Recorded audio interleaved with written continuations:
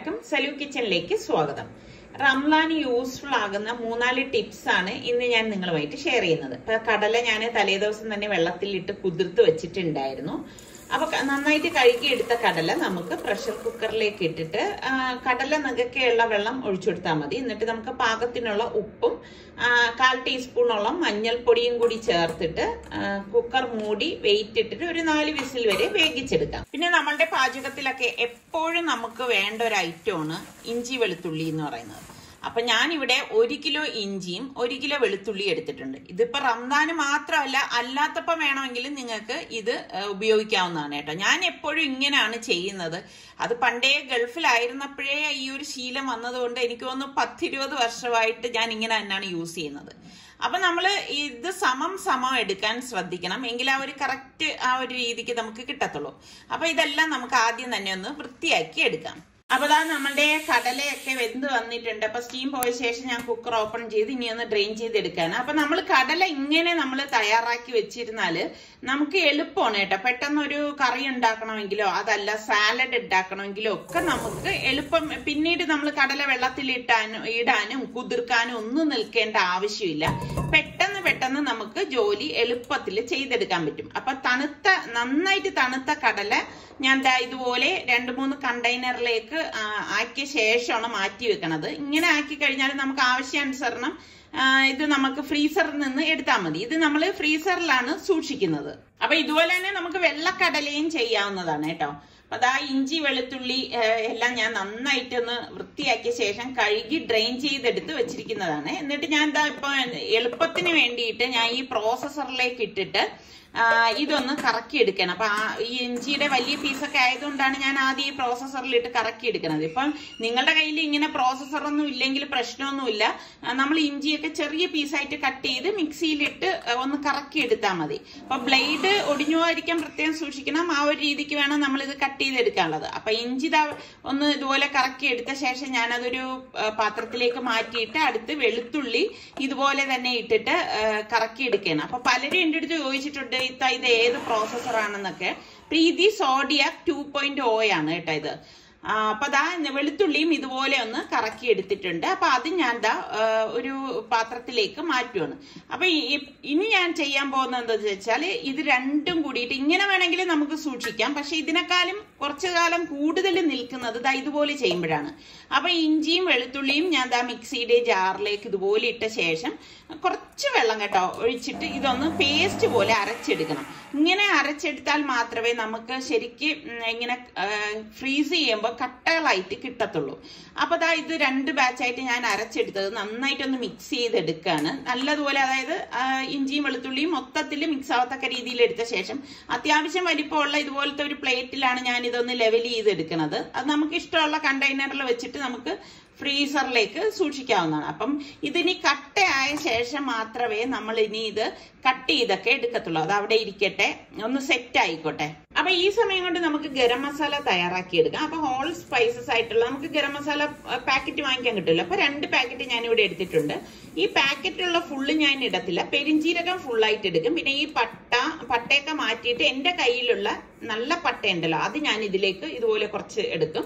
പിന്നെ കുറച്ച് സ്റ്റാർ അനീസ്, ഏലക്ക, ഗ്രാമ്പു ഇതൊക്കെ ഓരോ ടേബിൾ സ്പൂൺ വീതമാണ് ഞാൻ എടുത്തിരിക്കുന്നത്. പിന്നെ കസ്കസും ഏകദേശം ഒരു 2 ടേബിൾ സ്പൂണോളം ഇട്ടിട്ടുണ്ട്.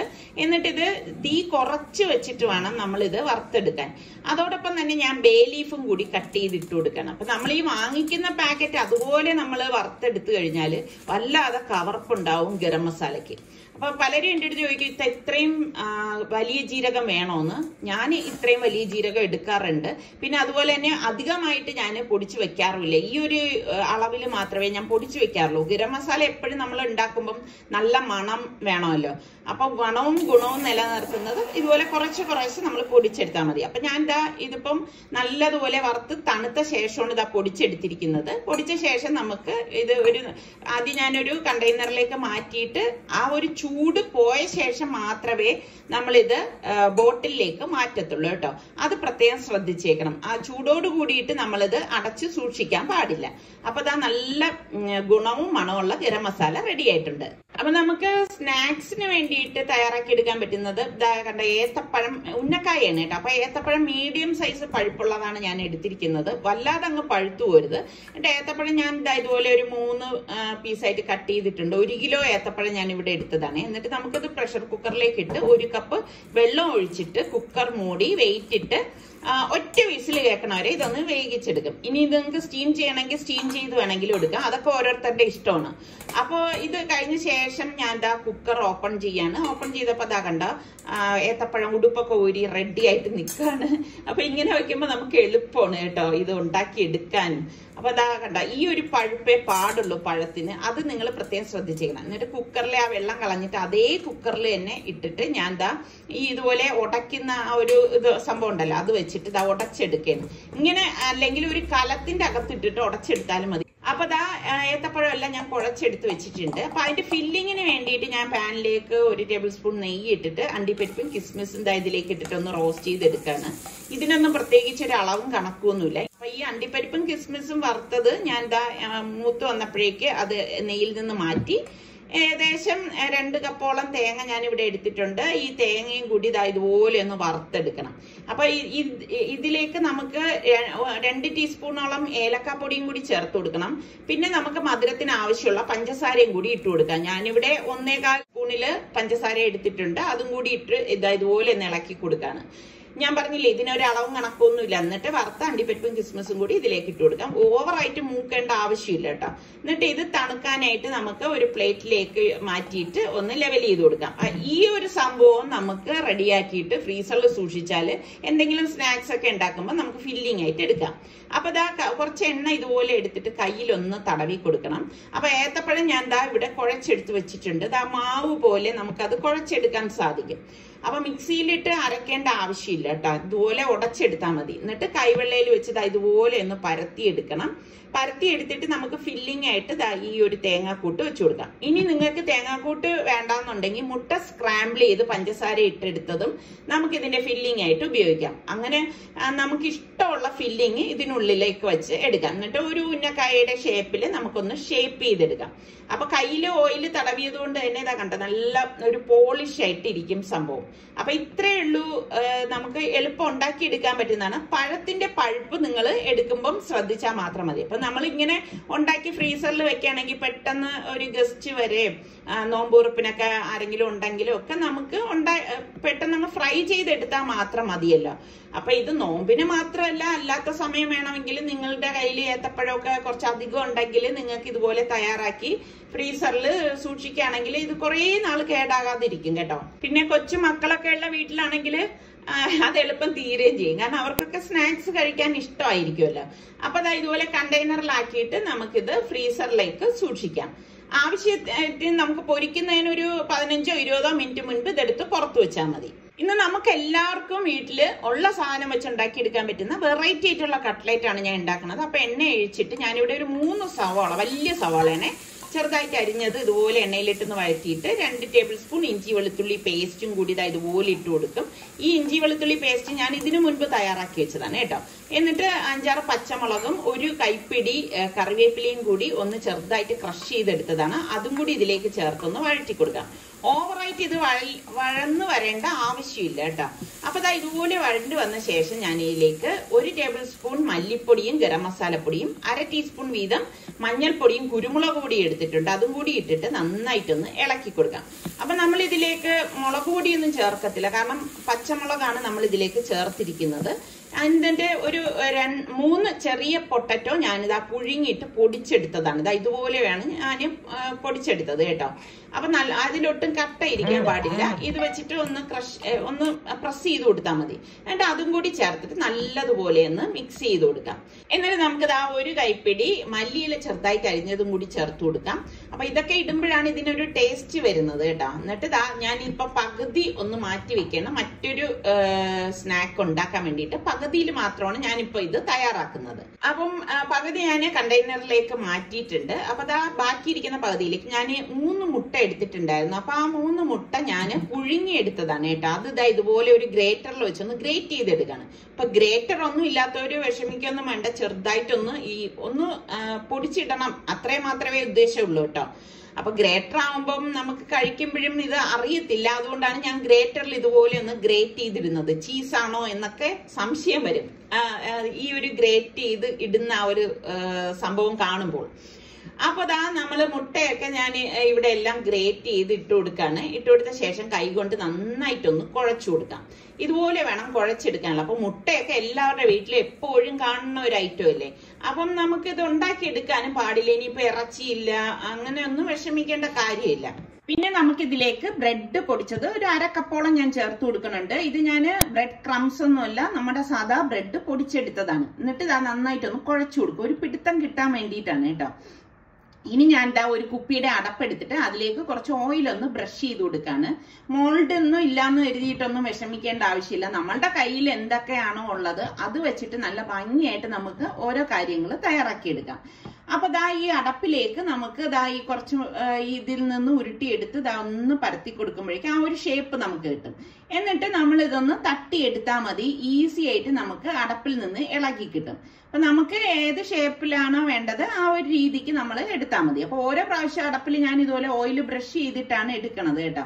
അപ്പൊ അടപ്പായതുകൊണ്ട് തന്നെ നമുക്ക് ചിലപ്പോൾ വിട്ടു വരാൻ കുറച്ച് പ്രയാസമായിരിക്കും. അപ്പൊ ഓയിൽ തേക്കുമ്പോൾ പെട്ടെന്ന് നമുക്ക് അതിൽ നിന്ന് ഇളക്കിയെടുക്കാനും സാധിക്കും. അപ്പൊ എപ്പോഴും നമുക്ക് ഇതുപോലെ കട്ട്ലേറ്റ് ഒക്കെ ഉണ്ടാക്കുമ്പോൾ നമുക്ക് ബുദ്ധിമുട്ട് തോന്നണത് അത് ഷേപ്പ് ചെയ്യുക എന്നുള്ള കാര്യമാണ് അല്ലെ. ഷേപ്പ് ചെയ്ത് അപ്പൊ ഇതാ ഞാൻ എല്ലാം റെഡിയാക്കി എടുത്ത് വെച്ചിരിക്കുകയാണ്. അപ്പൊ ഇനിയിപ്പം നമ്മളിത് കോട്ട് ചെയ്യാൻ വേണ്ടിയിട്ട് ഞാൻ ഗോതമ്പ് മാവും ഉപ്പും ചില്ലി ഫ്ലേക്സും കൂടി ഇട്ടിട്ട് കുറച്ച് വെള്ളം ഒഴിച്ചിട്ടാണ് ഇതാ ഇതുപോലെ ഒന്ന് കലക്കി എടുക്കണത്. എല്ലാവരും മൈദ മാവല്ലേ അതിനെടുക്കണം, ഞാൻ ഗോതമ്പ് മാവാണ് ഇപ്പൊ എടുത്തിരിക്കുന്നത്. പിന്നെ ബ്രെഡ് ഇതാ പൊടിച്ചെടുത്തും വെച്ചിട്ടുണ്ട്. അപ്പൊ ഞാനൊരു ടിഫിനിലാണ് ഈ ബ്രെഡ് കുറേശ്ശെ ഇട്ടിട്ട് ഞാനിത് കോട്ട് ചെയ്തെടുക്കത്തുള്ളേ.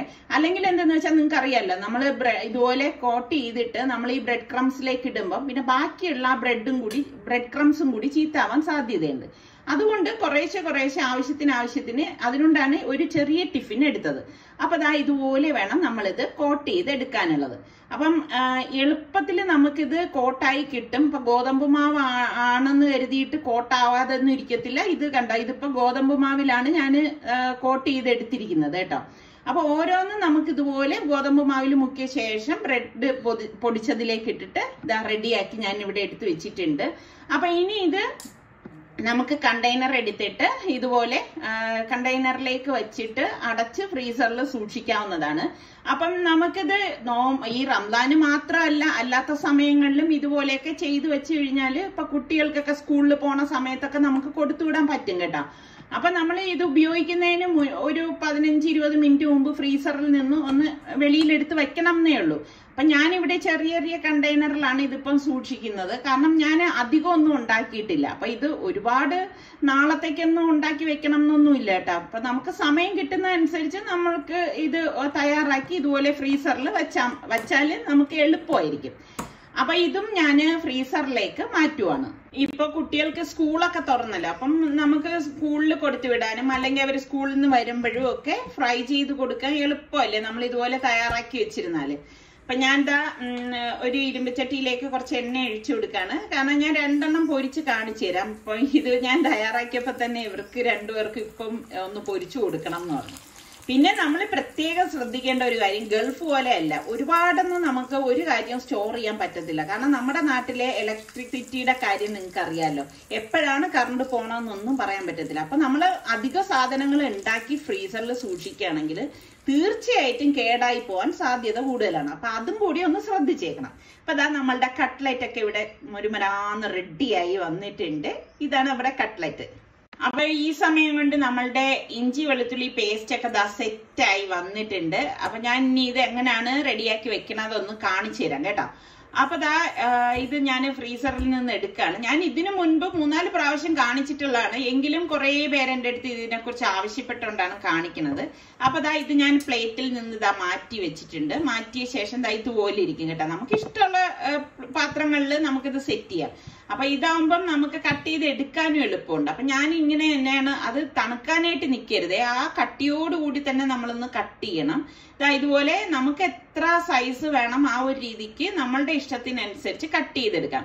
ഇനി നിങ്ങൾക്ക് ഇതൊക്കെ വലിയ ബുദ്ധിമുട്ടാണെങ്കിൽ നമ്മുടെ ഐസ് ട്രേ ഇല്ലേ, ഐസ് ട്രേയിൽ ഇത് ഒഴിച്ചു വെച്ചിട്ടും സെറ്റ് ചെയ്തെടുക്കാം. പക്ഷെ എനിക്കത് വളരെ ബുദ്ധിമുട്ടായിട്ട് തോന്നിയിട്ടുണ്ട്. കാരണം ഞാൻ കുറച്ച് കൂടുതലായിട്ടാണ് ഞാനിത് തയ്യാറാക്കി എടുക്കുന്നത്.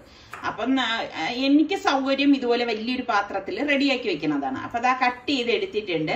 അപ്പൊ കട്ട് ചെയ്തെടുക്കുമ്പോൾ നമുക്ക് ശരിക്കും പറഞ്ഞ ഒരു ഇഞ്ചി മുട്ടായി ഒല്ലിരിക്കും കേട്ടോ കാണുമ്പോൾ. അപ്പൊ ഞാൻ സിപ്ലോ കവർ എടുത്തിട്ടുണ്ട്. ഇപ്പം 3-4 സിപ്ലോ കവർ എടുത്തിട്ട് നമുക്ക് അതിലേക്ക് കൊള്ളുന്നതിനനുസരിച്ച് ഇതുപോലെ കുത്തി നിറച്ച് വെക്കണ്ട കേട്ടോ, ഒന്ന് ഫ്രീ ആയിട്ട് വിട്ടേക്കണം. ഇതുപോലെ വേണം നമ്മളിത് സ്റ്റോർ ചെയ്ത് വെക്കാനുള്ളത്. അപ്പൊ നമുക്ക് ഇതുപോലെ ചെറിയ ചെറിയ കവറിൽ വെക്കുമ്പോൾ ഉള്ള ഒരു ഗുണം എന്ന് പറഞ്ഞാൽ ആവശ്യത്തിന് മാത്രം നമുക്ക് എടുത്താൽ മതിയല്ലോ.